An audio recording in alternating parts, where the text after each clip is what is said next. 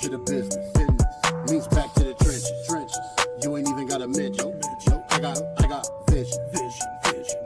I got vision. Means back to the business. Means back to the trenches. You ain't even got a mention. I got vision. I got vision. I got vision. What? I got vision. Yeah. What's up, everybody? Welcome back to the Saturday edition of Friday Night Live. We had some scheduling conflicts last night, so we were unable to come to you on the usual Friday, but we are here with you tonight on Saturday. We're going to kind of hit a couple quick topics. I'm joined, as always, by JT in the Self-Made Sound Studios.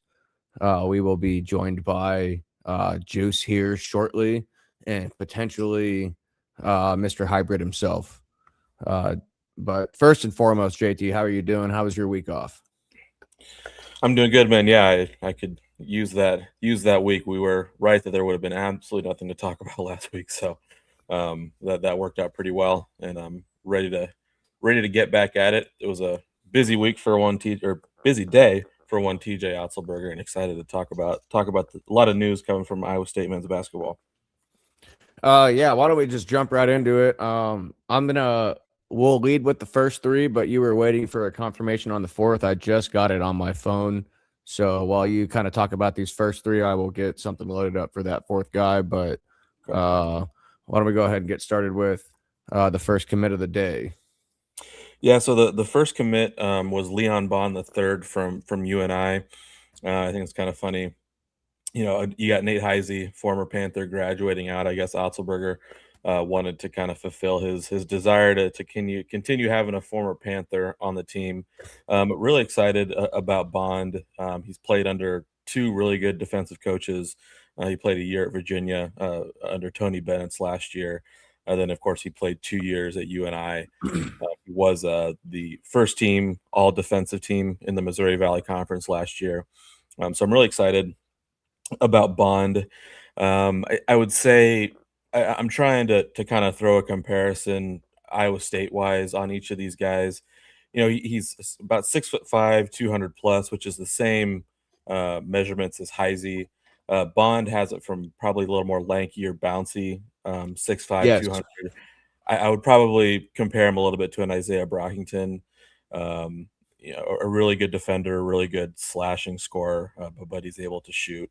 But most importantly, it seemed like this guy's a really good defender. So, like I said, I'll be curious to see where he lands. I don't know if he'll have a chance to be in the starting lineup, or if he'll end up being more of like a six-man, like Nate Heise was. But this is a prototypical TJ Otzelberger player. I think he's a Wisconsin guy. Yes, he is.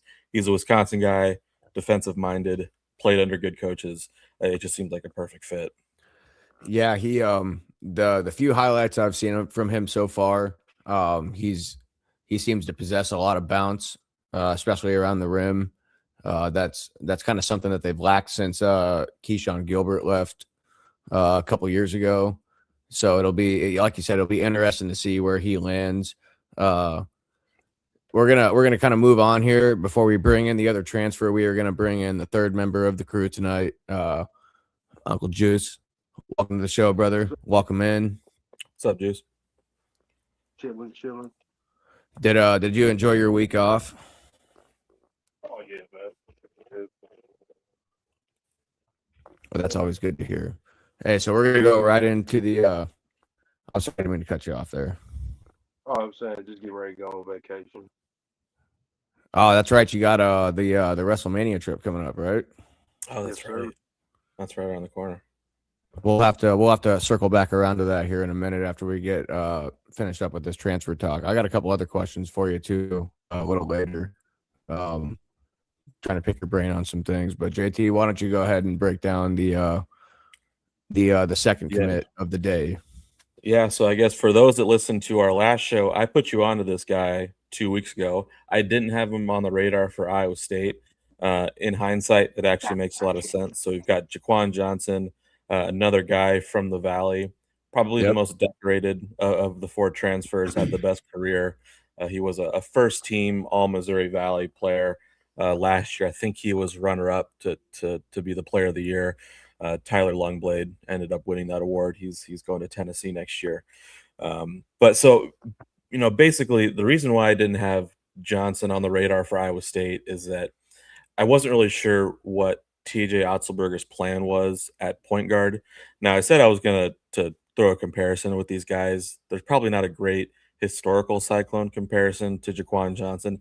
I mean, the closest is going to be Taman Lipsey, but obviously Jaquan Johnson is a lot shorter. He's listed at 5'11". People say that's closer to 5'9". Yep, Not I've seen that. a big deal in the Big 12 conference, but he's a really strong guy. He's an absolute bowling ball. I don't remember if I made this comparison last week, but for those that remember the Drake player Joe Yesufu, the guy who was kind of carried the Bulldogs in their at-large year, ended up going to Kansas and not doing a whole lot. Mm-hmm. Really similar, where he's really short, but he's very stocky, and like I said, just an absolute bowling ball. So I guess the plan is for Johnson to be the starting point guard. I wasn't sure if they were going to have Torrey try to play the one. I guess that'll be another thing similar to Bond to see where Johnson fits in the rotation. I mean, I suppose you don't grab this guy so quickly unless you've identified him as your starting point guard. Right. But I'm really excited about him. He's really athletic, really, again, great defender, pretty good steals guy, and he can handle himself offensively. So it'll just be interesting to see where he lands in the rotation and kind of seeing if that smaller stature kind of hurts him at all in the Big 12. Yeah, and then before we move on here, just want to note another Wisconsin guy as well. Yep, good call. Yep. So TJ's clearly found his pipe dream here with what he wants to build with a program from guys out of Wisconsin, which, sorry, Wisconsin, you better get on the boat or you're going to miss the ship here, basically, with some of these guys that they've continued to identify out of the state, that continue to leave the state. But that also goes hand in hand with the coaching staff that they have that, have really deep ties that runs through Wisconsin, especially with losing a Kyle Green and a Blout, bringing in another Wisconsin guy as well that, is kind of a more veteran assistant coach to be able to come in and kind of fill in that role that Kyle Green is, is leaving behind. Yeah, very true. And then we got the third guy here. Yep. So we've got Taj Manning here from Kansas State, probably going to end up being the least heralded of all the transfers. He's kind of the what was his name, Brant Chatfield, Eric Mulder type of player. Big guy, good body, kind of a little bit of a journeyman, if there's such a thing in college basketball. Really not gaudy numbers. Played in limited minutes for Jerome Tangs last year. Actually had more rebounds per game than points per game. So just kind of shows you he's a little bit of a garbage man, a little bit unproven, not a whole lot of I mean, obviously he's a senior, so he's been around for a while. Just really hasn't gotten his chance to shine. With all of the kind of elite talent that Iowa State has in their front court with Buchanan and Plata, and then they've got a couple of good bigs coming in their freshman class, plus some of these other guys. I don't know if we'll see a whole lot of Manning. I think it's one of those things where TJ Otzelberger is always willing to take a chance on these kind of garbage men, less heralded big men. At worst, you end up with like an Eric Mulder who doesn't play a whole lot, but does decent enough of a job when his number's called. But then obviously you run the chance that he turns into your next, like a Robert Jones. So Yep. it's just, again, these last three recruits have just had TJ Otzelberger's name written all over it, and Taj Manning was no exception. Yeah, he's kind of, I don't think he's really building out players that are going to play necessarily, but he's kind of looking for more culture guys. Yeah. Essentially, guys that want to be there and guys that are willing to put the work in. The old like adage in the coaching world is, we're trying to make men out of these players and not just, win games. And some coaches say it, some you don't really believe in, but it seems like Otzelberger is like really set on, even if and it's kind of hard to say because there are guys that have been there that clearly know they're not going to play. Uh, the first one that comes to mind would be the CEO. Right, From right, the yeah. old quarterback from Kansas that transferred or transitioned to basketball and then sat on the bench for 4 years with them, but it was just a huge energy guy. He was always the guy that was the first person off the bench to greet the team. And you just really kind of wonder if, yeah, they might not play, but they want to go play for a winning environment. And we saw what Kansas State was last year and, kind of how that whole atmosphere just fell apart on the team mid-season. Yeah, and one thing that I thought was interesting, someone brought up this point in Cyclone Fanatic, is that kind of a little bit of a place where you can find diamonds in the rough are like are guys who played okay in limited amounts of time under a bad coach. And Mhm. obviously, Kansas State had a very bad coach, and so it's kind of like maybe a change of scenery, being in a better environment might be helpful for this young man. And I think one other thing, and both Bond, Johnson, and Manning are kind of trending towards this direction, is that especially if Momcilovic doesn't come back, I think you're going to see Otzelberger kind of transition a little bit more to that gritty, defensive-minded, slow the game to a halt kind of team. I think we talked about this on the show before Yep. about Iowa State had actually done a pretty good job of balancing the scales between offense and defense, and probably even being a little bit more of an offensive juggernaut within the past year or two. I think if Momcilovic doesn't come back, you could see TJ start to transition back towards more of a defensive minded team, depending on if guys like Bateman can step up if Momcilovic does end up leaving. Yeah, and the whole reason I think for that is just because you've been blessed with such great shooters the last 2 or 3 years. I mean, Kurt Jones came on late, um, late in that 2024 run where they ended up winning the Big 12, and then essentially kind of carried their shooting when they needed a big three. He was the guy to go to there in 2024, or I guess 23-24 when they won the championship, and then 24-25 when they didn't quite make the Sweet 16, or they lost to, I believe it was Ole Miss, wasn't it? Yes. They're Yep. in the second round, and then obviously Momcilovic, who with a record-setting year, breaking the NCAA 3-point percentage for a season last year. It's easy to get caught up in the glitz and glam, but I would tend to agree with you there. I think that if he does not come back, they're going to kind of move to like a Calvin Sampson, Houston type of offense where they're just going to wear you down with consistency and sure shot making rather than just kind of firing it up on all cylinders. Yep. Juice, what are your thoughts on um kind of how this transfer portal has played out so far before we get into the final transfer here for Iowa State? Um, I did not Well, see where Nebraska had anybody noteworthy coming in or really noteworthy that was leaving other than the seniors. I'm just curious as to what your thoughts are on kind of how this is all playing out here as we're now about 4 or 5 days into transfer season.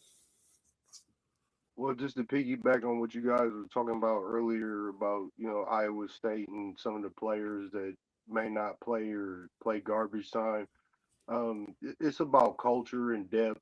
You just want to get guys in there that fit the culture, that fit that can fill out the depth chart. Like the big man y'all just got through talking about. He might not play, but injuries happen every game. You got to be prepared for that. So if I got a big on standby, I can just break glass in case of emergency. That's never a bad thing. As far as Nebraska, um, you know our transfer portal situations have been kind of weird this year. I don't feel like we've been as aggressive as we needed to be as far as basketball and football. But on the same note, you kind of got to just trust the process that, the people in charge are looking at homegrown talent, looking at the talent that they have on the depth chart. And after having a historical run this year, I'm not going to test Fred Hoiberg on, who he wants to bring in the portal and how he wants to, make these moves. I personally would like to see us get some more athleticism, as far as in the backcourt and the front court.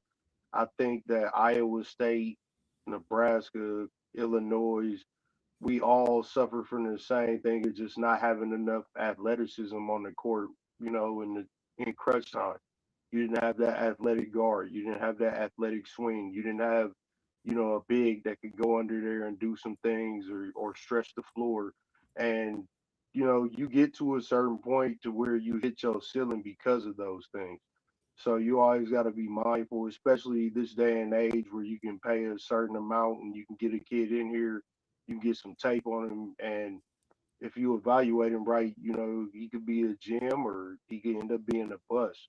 But I just hope that the coaches know what they're doing, that everybody can just trust the process, and that we can just move forward and get more wins in the NCAA tournament. But I think that we definitely were stifled by the fact that we just didn't have enough athleticism when it all came down the stretch. Yeah, I agree with you 100% that it's these are kind of filling out the roster moves essentially. But yeah, down the stretch, obviously Iowa State losing Jefferson when they did not help their cause. But I mean, we saw what happened the next game when Tennessee played Michigan, and it would have probably essentially have been the same thing had Iowa State even played there. Even with Jefferson, I still think they probably lose by 20, just the way Michigan was playing there down the stretch. I mean, they blew Arizona out of the damn gym, and they took Iowa State down to the buzzer, and it took incredible shot making to make that game happen. The one thing I do want to say is that I think that we're both in good spots with our current coaches, just because of Hoiberg is obviously, like we've said before on the show, is a master with the transfer portal. So I think that makes him a better talker to, convincing these guys that are kind of on the fence about what they want to do or where they want to go. Like, he's not going to be afraid to, tell them how it is. And that's also kind of the luxury with TJ, is he doesn't, kind of beat around the bush either. He has player meetings at the end of the season and before the season, and their roles are defined before they get there.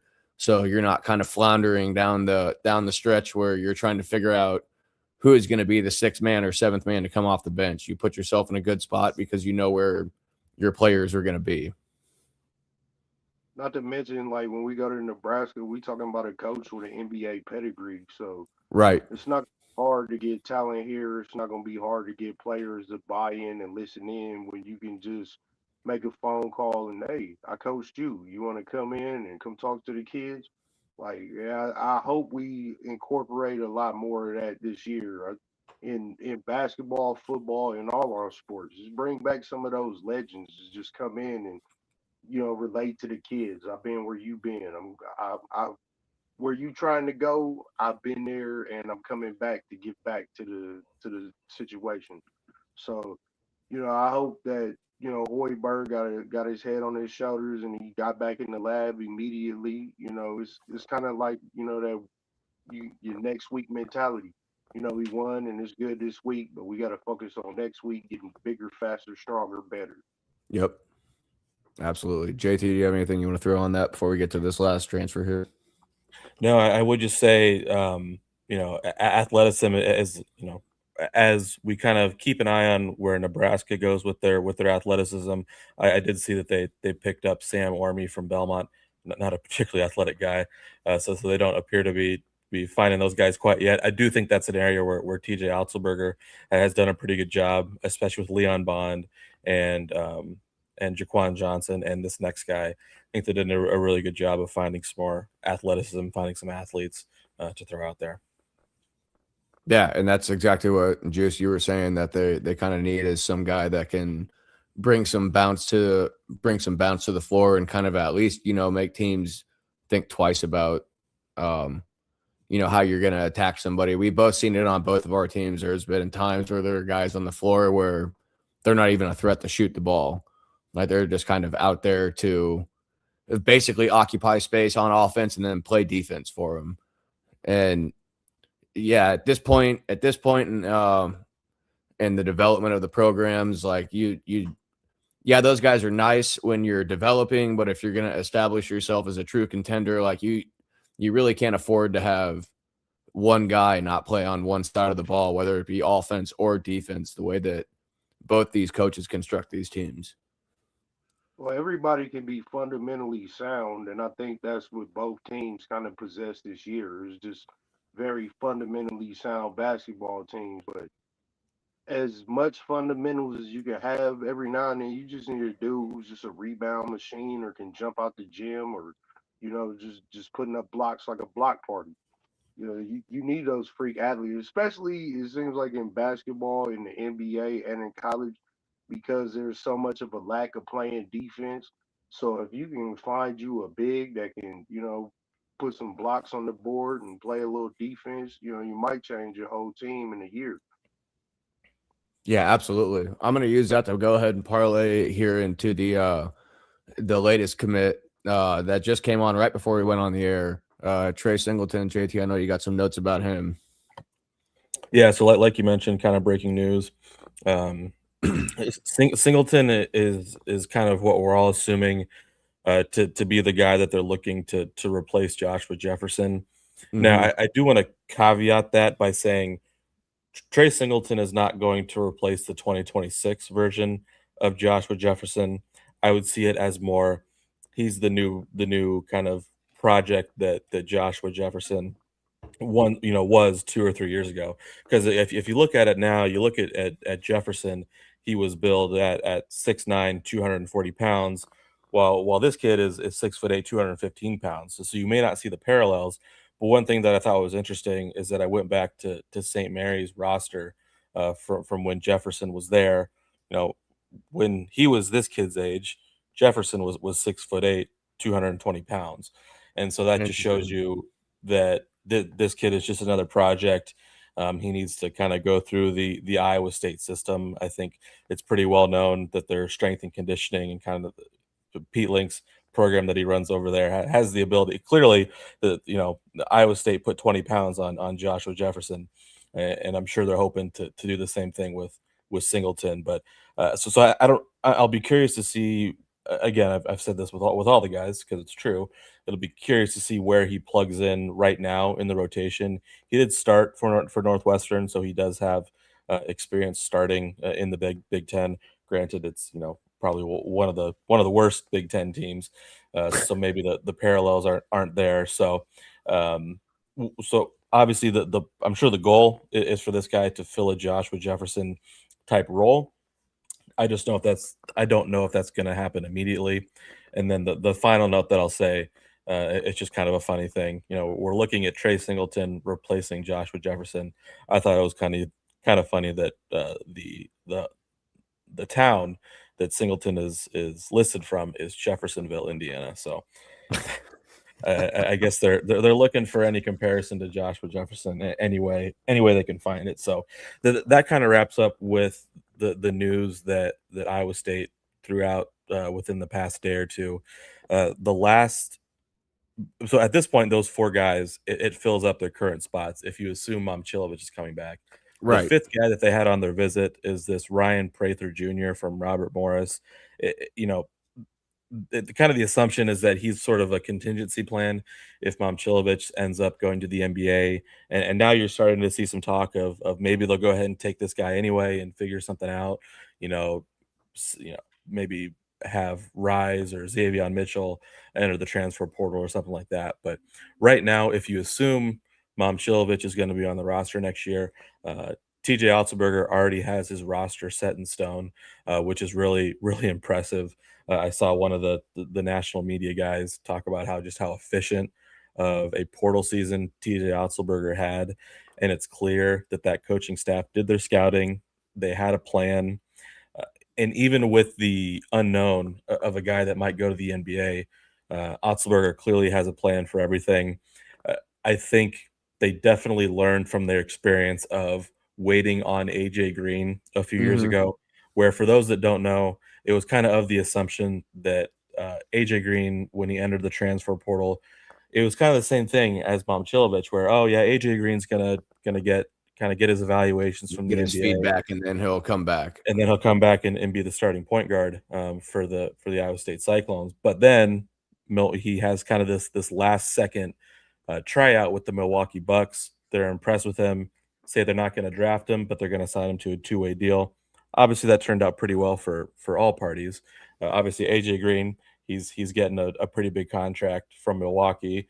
Obviously, Milwaukee's getting the benefits of his labor. And then I was trying to figure out exactly, because AJ Green ended up declaring for the, officially permanently declaring for the draft on June 1st of that year of 2022. So Otzelberger really didn't have a plan to replace him.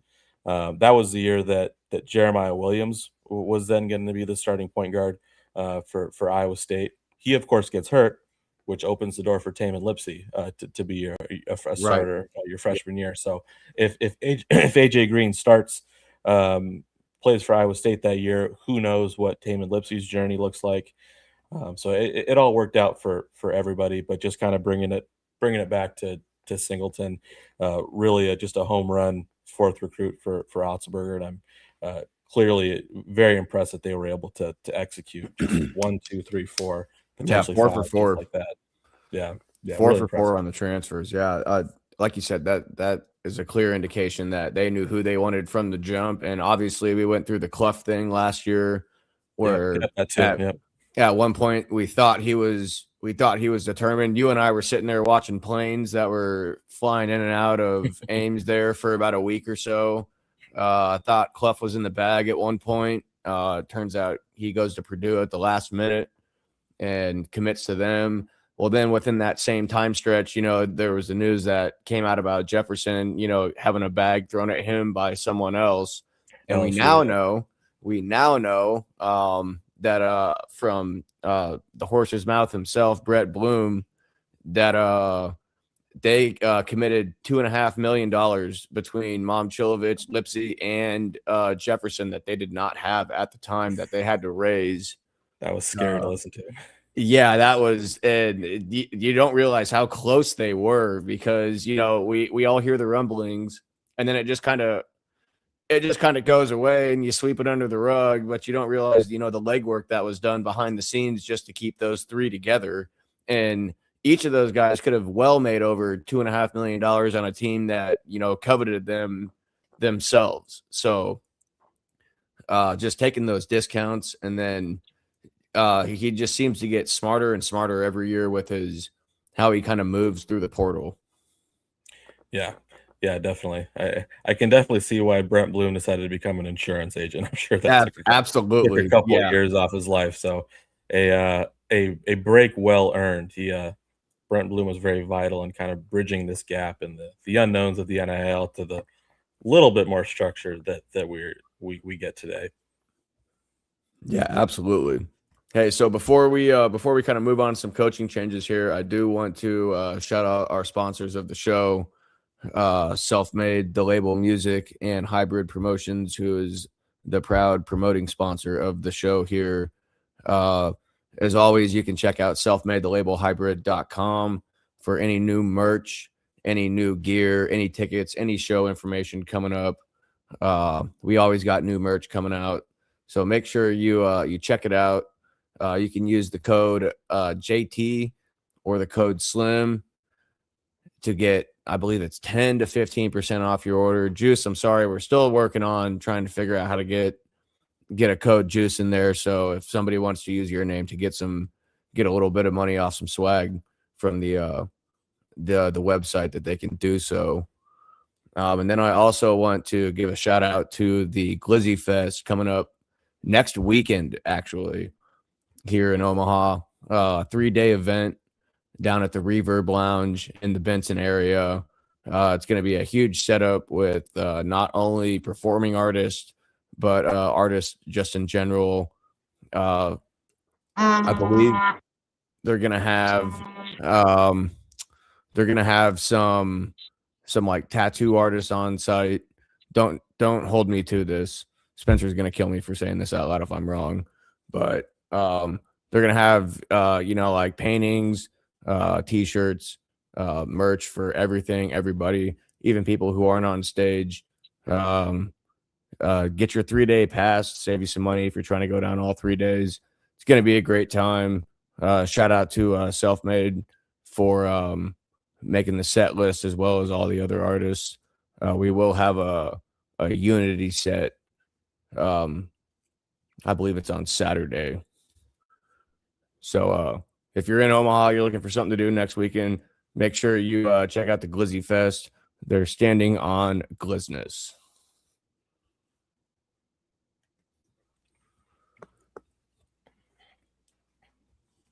All right. So with that, JT, do you want to start with the main list, or do you want to start with Jacobson? If we're gonna do both, which is fine by me, let me knock out Jacobson real quick. So obviously, kind of the big news from the Iowa world is that Ben Jacobson finally decided to depart Cedar Falls and take a job at Utah State. Obviously Utah State has been a great program, a great mid-major program that has been able to withstand a lot of different head coaching changes, which I'm sure was very attractive for Ben Jacobson. And I'm sure that Utah State was probably looking for someone a little more stable. Utah State has seen like 3 or 4 coaches in just about as many years, so kind of surprising. Probably not the school that some people would have anticipated. Even some of us that heard that maybe Jacobson was thinking about making a move this year. I think a lot of us thought that it might be to a school like Kansas State. So really kind of an interesting move. Jacobson had kind of been an institution there in Cedar Falls. I didn't think he was really ever going to leave. I didn't either. But yeah, it's kind of um, you're starting to see the trend here about coaches are coaches that wouldn't have left otherwise are just kind of starting to see the kind of read the tea leaves. And obviously it's no secret that maybe UNI isn't in the greatest shape financially to compete on the NIL side of things. And so Jacobson was one of a few coaches, and we can transfer to the next graphic, that seemed like guys that were entrenched for a long time. And don't worry, I'm not going to go through all these. I'm just going to kind of go through some of the notable coaching changes that I wanted to touch on. My transition point there is Randy Bennett. Randy Bennett, your second name listed there. He had been at St. Mary's for a really long time, kind of an institution. You really never heard him trying to make the jump. He finally decides to go to the Big 12 this past year. So, I'm just going to kind of quickly go through some of these names. I'm going to skip down to Georgia Tech there, hiring Scott Cross. I really like that hire. He, of course, you've heard me talk about Scott Cross. He was the head coach at Troy, who Nebraska played in the first round there. Yep. I like him at Georgia Tech. He's a good coach. Georgia Tech, obviously, we'll see if they support him well enough. Georgia Tech was a pretty bad team last year. To show you how bad Georgia Tech was, Drake beat them last year. So we'll see if Scott Cross can start to turn that ship around. Going next, kind of a local college to both of our kind of areas is UMKC. They hired a kind of a legendary head coach, Mark Turgeron. A little bit of I kind of liken this to when Drake hired Tom Davis or when High Point hired Tubby Smith, kind of an older legendary coach. Granted, Turgeon doesn't quite have the resume of a Davis or a Smith. Hiring this legendary coach who's kind of wanting to step down to a lower job, and in this case, I believe his son is on the staff, and so I think they're looking for an opportunity to kind of pass the job over to their sons, like Tom Davis did at Drake, like Tubby Smith did at High Point. So that's kind of interesting. Going down to NIU, Northern Illinois, you got Matt Mackerjack. He's kind of the next in a long line of D2 coaches that we've seen come through the ranks. Hasn't quite had the D2 championship success as like a Ben McCollum or a Josh Schertz, but he's a very well respected coach. He had been coaching at Northern Michigan for a long time. Obviously, going into that second column there, we've got J.R. Blount going to San Yep. Diego. I don't think that was really ever the job that we thought he would land at. Certainly, it's probably a pretty good deal for him. probably hard to turn down, living in San Diego. And then obviously I'm going to kind of skip through them here, and where I kind of want to hear what your guys' thoughts are, because there was a big NBA coach that kind of shut down the coach searching season, and that's at the North Carolina opening, where a lot of people assumed that North Carolina was going to hire a sitting college coach, like a Dusty May or a Tommy Lloyd, and then that would kind of cascade the jobs down, which would keep the coaching carousel kind of spinning. But really, kind of out of nowhere, UNC decided to hire Michael Malone, who, of course, was the old Denver Nuggets head coach, won a championship with Denver a couple of years ago. If I recall, he was kind of surprisingly dismissed very late in the season last year. I don't remember if we ever got the full story on that, because I It's believe the he.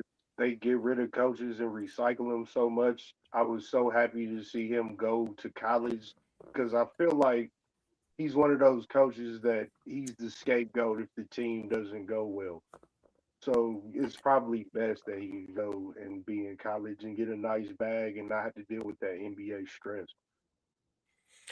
Yeah, so I guess how do you think that I'm not all that familiar with him. How do you think a guy like him would do at UNC? Obviously UNC is kind of trying the same thing on their basketball team that they tried with their football team. I'm not sure. Hopefully, it'll work out a Interesting. little I bit didn't better for even their think about basketball that. team. I Yeah, didn't I think about that. think he's a very good coach, and I think UNC is kind of taking like a Michael Jordan model to where they're trying to hire professional and they're trying to get a spot, on the map. UNC has always been a big deal in basketball and football. Like you go get a coach like Belichick to let people know that you're serious about what you're trying to get done. Malone is a very good NBA coach. Like I said, NBA they recycle their coaches so much. I always feel good to see anybody get out of that cycle. It's like being in an abusive relationship and then getting out of it and then going to get right back in another abusive relationship. Like the NBA is the only place that I know where you can win coach of the year and lose your job in the same year. That doesn't make yeah, any. So UNC, I think they are just at a point now where they kind of are taking a model to the liking of Nebraska, to where like you got this NBA coach and he's a really good coach, and everybody seems to have their own stigmatism about him, or if he's a winner, or if he can get people to that level. Let's bring him down here and see if he can change the culture here, because in sports with the NIL is becoming more like these professional leagues anyway. Hmm. So a nice transition to get you from college to pro is probably somebody who's had been successful in one and attempting to be successful in the other. I think if yeah, he gets a good staff around him, I would try and get at least a few people on the staff to know the area and can recruit around the area of UNMC. But he's got an NBA pedigree. He was coach. I believe he might have been the coach of the Nuggets when they won the championship. So Yep. yes, if you come yeah. Yep. in there with jewelry on too, that always helps. And it's it's North Carolina. It's not going to be a lack of players who want to go play for North Carolina, regardless of who the basketball coach is. Yeah, I think a move like this kind of signifies, like you said, the transition in the sport, because it was always, a college coach is good enough to maybe potentially jump to the NBA.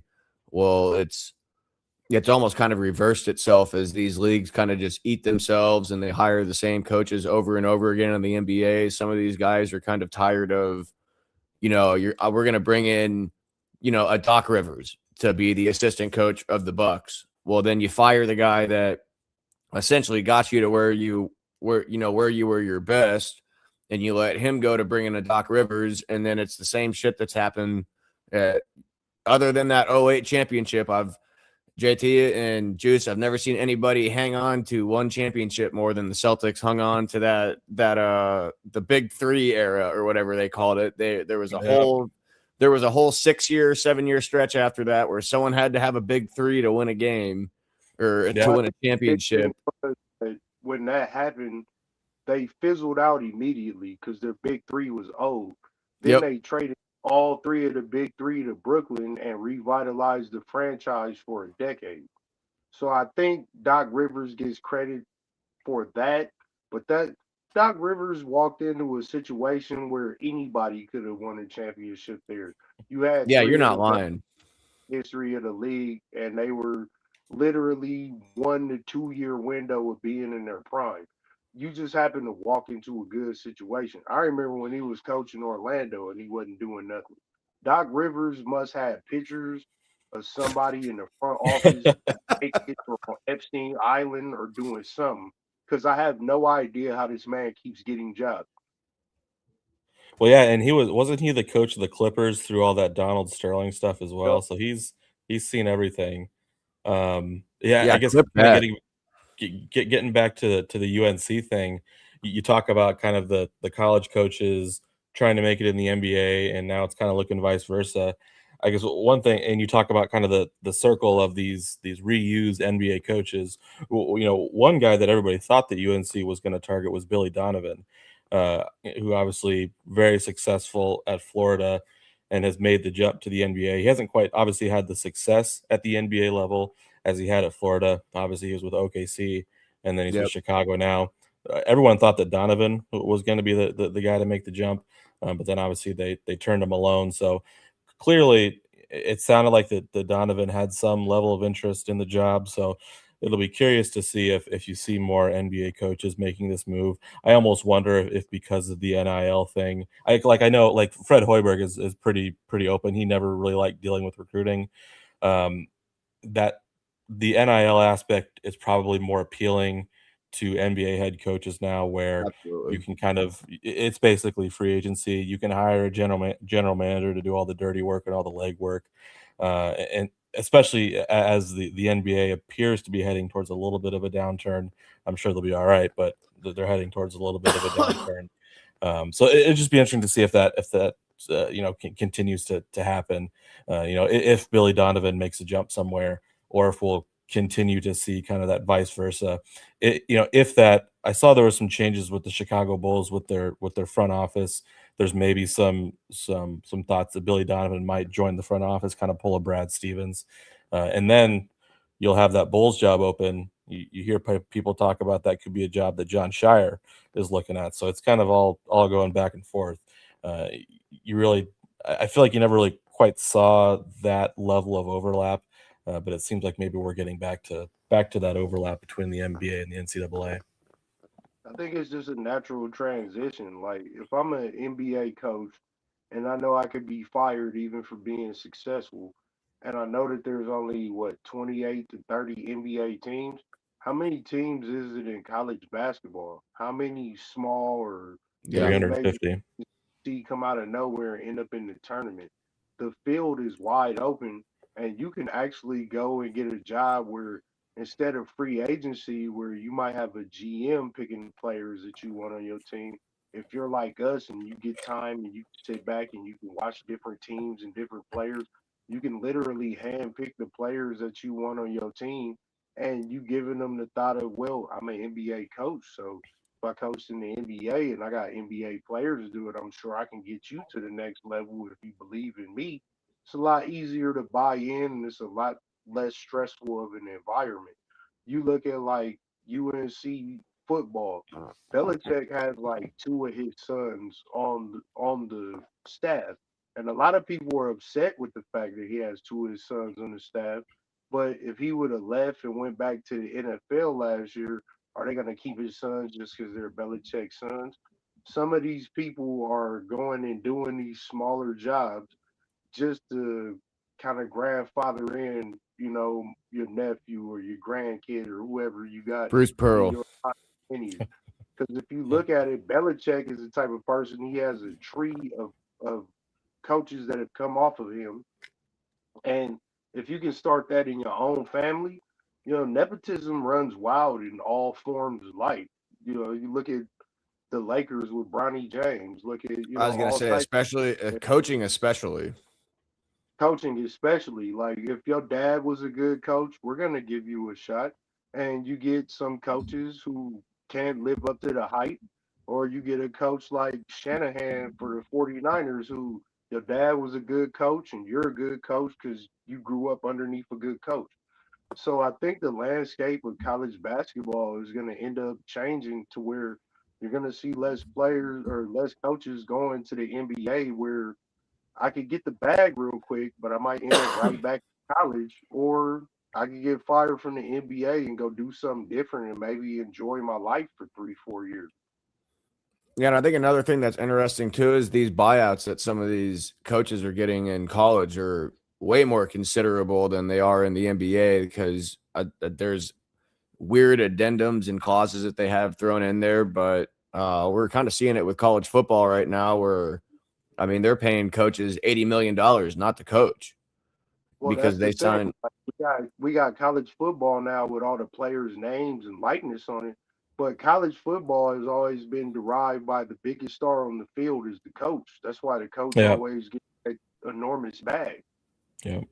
Yeah, and that goes all the way absolutely. back to Tom Osborne, to Vanny, all the way back to those days.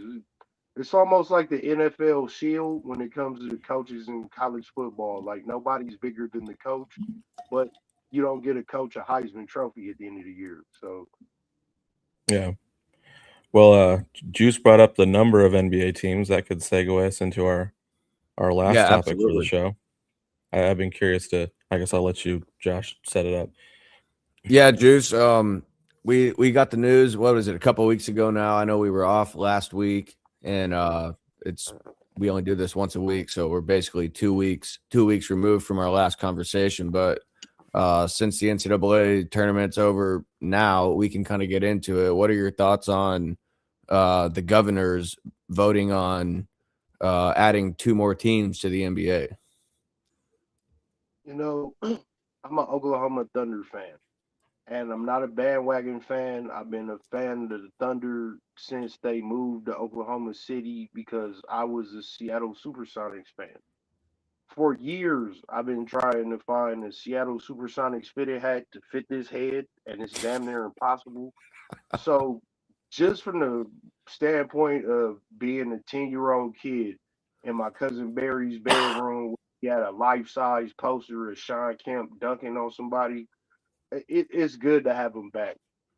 Seattle is a really good city, irregardless of how I feel about the Seahawks. The actual city of Seattle, from everything I've been told, I haven't mentioned her yet. My layover's there, so I'm looking forward to it. But from all intents and purposes, it's a pretty good town and they got pretty good fans.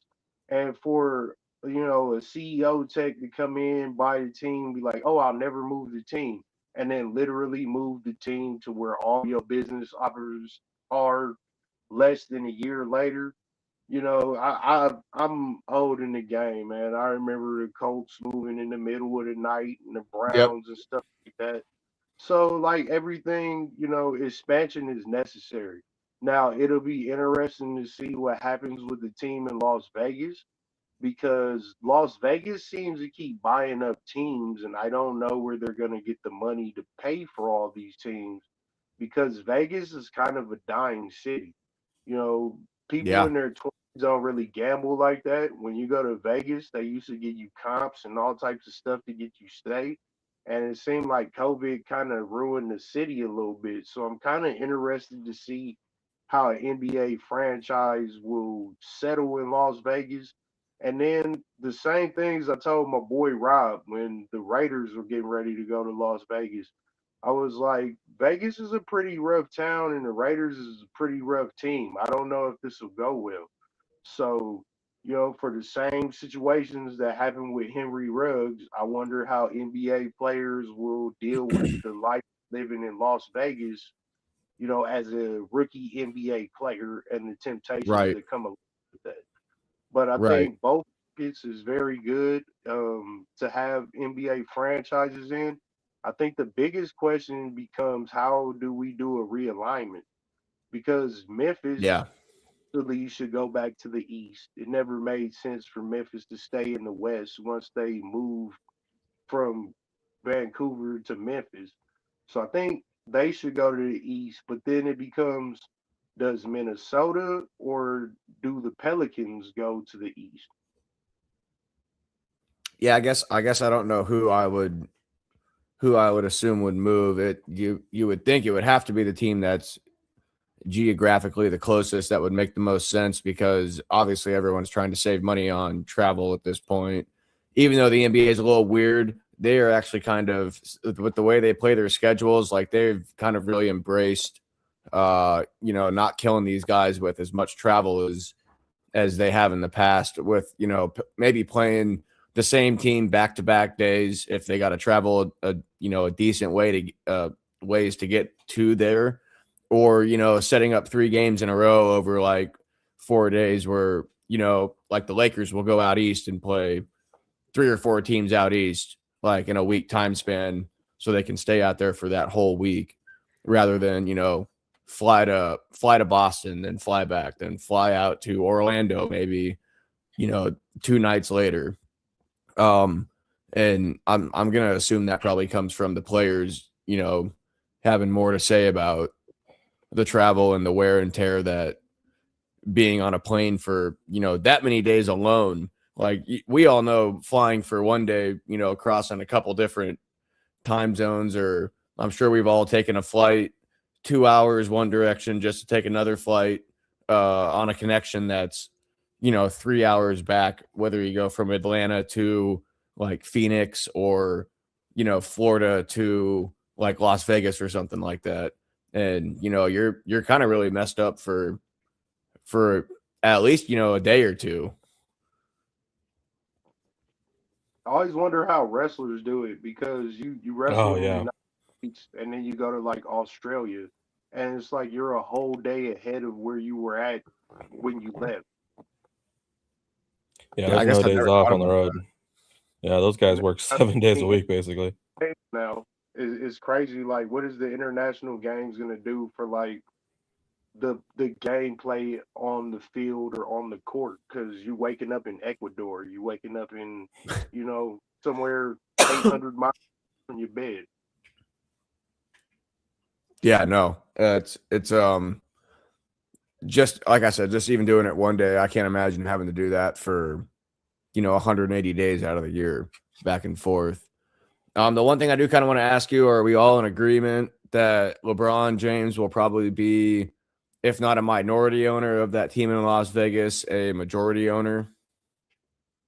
I think we're gonna have like player owners for both of the teams, because there's so many players who own stakes in teams that they had nothing to do with when they played. It's very weird.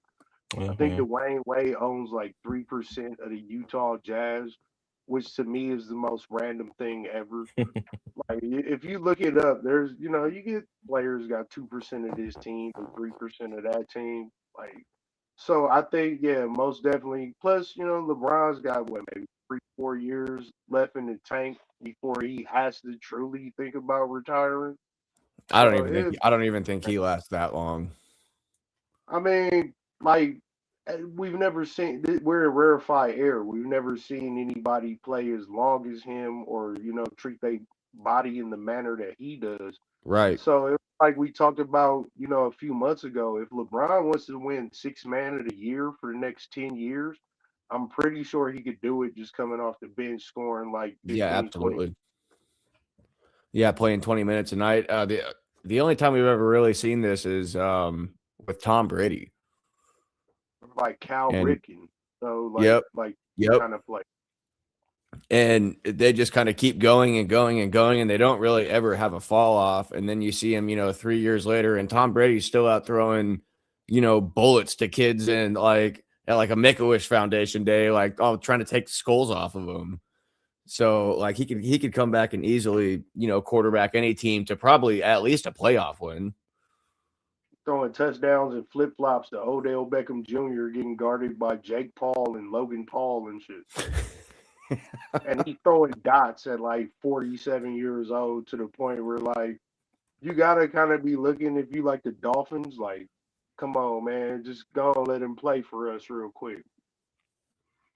Yeah, yeah. The one thing that's really kind of hurting the NFL in that regard is they can't. There's no team that can just throw 50 million at him for 1 year. The way the way they spend that 50 million, they have to stretch it out and do some funky shit to be able to make the math work and to match the salary cap. Kind of like what we're seeing with like Travis Kelce with the Chiefs, or the Mahomes contract, or the way the Eagles are paying out Hurts, and they make amendments to it and push some money around. Granted, it's not nearly as bad as like the MLB, where Otani's going to be getting paid $100 billion practically in like 50 years or whatever the hell it is that the way they kind of structured that contract, or the what do they call it, JT? It's like a deferred payment.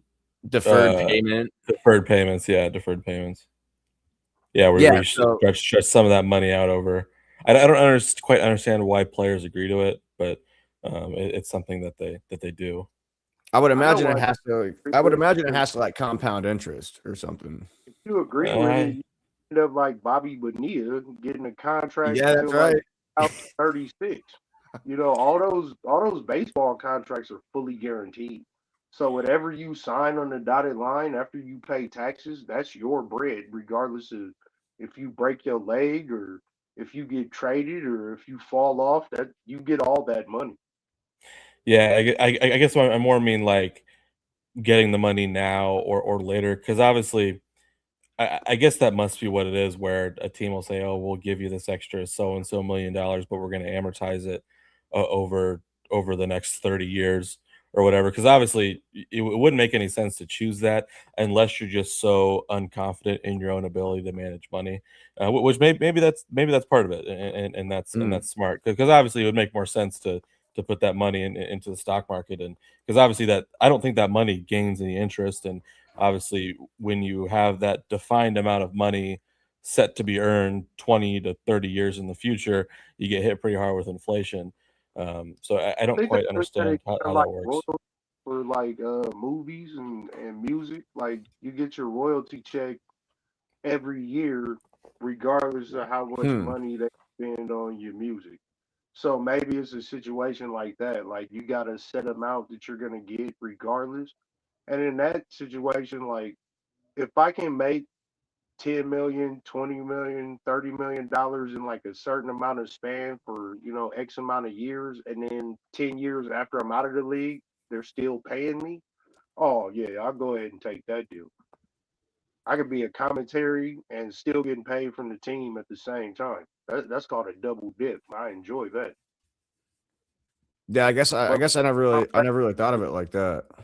But like with Tom Brady, like they literally have bylaws because he owns 8% of the Raiders, to where he can't just come out of retirement. Like he would have to sell his part of the team back to be able to be on the field, just because they know he still has that drive and he's still that good. Yeah, and then it's funny you bring that up, because he also, with being like a partial owner, and being a commentator, he's got some really weird like rules that he has to follow. He's not allowed to be in production meetings, or he's not allowed to attend so he's kind of put himself in a negative on the teams. And I'm like, you're a commentator. That doesn't make any sense. Like you have to limit how much negativity you can have towards either team when you're doing commentary. That makes no sense. Yeah, the funny thing about watching him is he's just disgusted by like bad QB play. Like he just absolutely despises it, to the point where you feel like he's ready to throw on pads in some of these games that he commentates, and ready to jump down onto the field and like rip the ball out of the quarterback's hands. Yeah, that's one area where I've really changed my thinking. I used to think Brady was just like this system quarterback and Belichick carried him, but I'm realizing now that Brady was that dude, and he's the GOAT. Well, maybe behind someone like Aaron Rodgers. He's got that Peyton Manning type mind for the game. He sees the game on like a different dimension than everybody else. And I think when you're that good, you get disgusted not only by like the quarterback play, but like how everybody plays. Like when I listen to Tom Brady, he kind of just like gives equal opportunity smoke to everybody not doing their job good enough. Yeah, that's where you always see kind of comparing it to like coaching, you never see really good players. Really good players don't usually end up making good coaches because it always came so easy to them. Like even you look at baseball, like half of these managers in baseball are some like washed up catcher or backup middle infielder. You can definitely see how those elite players look at the game a different way when it comes to like broadcasting and coaching. And I think that's why those people succeed in those roles. Like, you weren't the worst person on the team, you weren't the star, so you had to learn to navigate with Exactly. both Yep. ends of the court. Like, you got to Yeah. deal with LeBron, but you got to deal with, Hassan Reddick or, whoever. Like, you had to learn how to deal with all those personalities. And at the same point, you get knowledge of the game, you learn in the game, you learning people's strengths and weaknesses. I think that's why, the mid players end up becoming the great coaches because it's easier to get it to translate when you didn't have the athleticism that the people around you did. But Yeah. when You you had to were work that for it. guy, if you don't get people to be that guy the way you were, it's just gonna frustrate you to the point where, like, if you do something with your dad and you a kid and you do it wrong, he's just gonna do it over again. Sometimes to show you how to do it right, sometimes it just show you like, I just need to get this shit done and you're not gonna do it right. You can't do that as a coach. You gotta let them grow into their lanes Yep. and mature as players. And that's harder to do when you a superstar because when you a superstar, it's like a switch. You just click it on and you just want everybody else to do that, but everybody else doesn't have that same switch, that same determination. Yeah, I think that's why you see a lot of role players make like you said, the best coaches because they weren't always the guy that got the ball, but they understand why the guy who got the ball was the one who was kind of the star player. They're able to sit back in their role and, like you said, let them grow into let a player grow into what they're supposed to be. And if they want to listen, like you take them in. If not, then it's kind of like Hoiberg with, all right, well then get the hell out of here. TJ is kind of the same way. He was never really I, I mean, he might have less points than Stephen A. Smith did in college, but he said the only way for him to get on the court was to be able to play defense. And that's kind of how he built his coaching reputation. And you see it year in and year out with Iowa State. No matter who's on the court, they're going to be one of the shittiest teams to have to play if you're an opponent. I think the greatest example of what we talking about is Jerry West. Jerry West was like 1-8, 1-9 in the championship. Who builds better NBA teams than Jerry West? He's had his hands on so many championships over the last 20, 30, 40 years in the NBA. Like, he had Kobe Bryant living at his house at 19 years old. Like, when I Mm-hmm. heard Jerry West at Kobe Bryant's funeral, I seen that dude cry. I was like, it's crazy to have that type of impact on somebody and them to have that type of impact on you. But it goes back to when he was a player. Yeah, he was a good player. He couldn't win championships on the regular, but as a GM, that man will get you a championship roster in 2 to 3 years. Yeah, yeah, and the winning time documentary or whatever you want to call it on HBO is kind of like, yeah, they kind of made him out to be kind of an asshole, but everything that I've read about it, they said, yeah, I mean, it's not all accurate because obviously it's a dramatization, so they're trying to create a little more suspense, but it's kind of how he was, and you could see it with in certain points in that show that he kind of was able to identify the talent that they needed and was able to pull the trigger on some risky moves even when it came to like some of the coaches that they had as well. And that's having an eye that other people can't see. That's a third eye for the game. He looks at, a basketball court like a 3D chessboard while we just looking at it like dudes running up and down the court. Right. Well, we're about an hour and 5 minutes into this one. If anybody's got anything else they want to say, I guess go for it. Otherwise, I think let's try and land this plane so we can get out of here and enjoy our Saturday nights and regroup for next week. let's not forget, fellas, NFL draft is coming up next week, so we'll have a lot to talk about, I'm sure. Yeah, absolutely. We'll be able to catch it after that first night as well. Since they're going on, I believe it's Thursday, Friday, Saturday now, right? They're only doing the 3 days. Yeah, Thursday, Friday, Saturday. So April 23rd, 24th, 25th. Yep. So we'll be able to live broadcast the second round there. I guess that'd be 2 weeks from now. Yeah.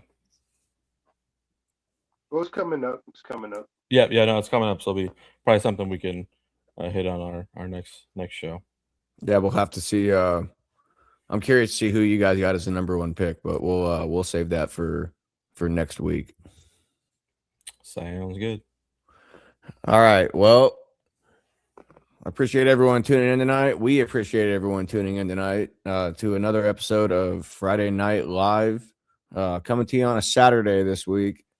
We will be back on Friday officially next week after the March Madness run of Sunday shows for JT and Uncle Juice. I am Slim. We appreciate you guys tuning in.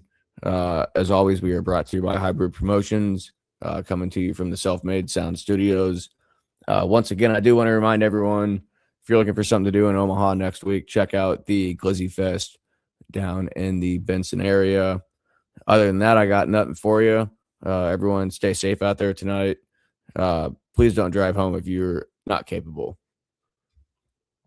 Other than that, salute.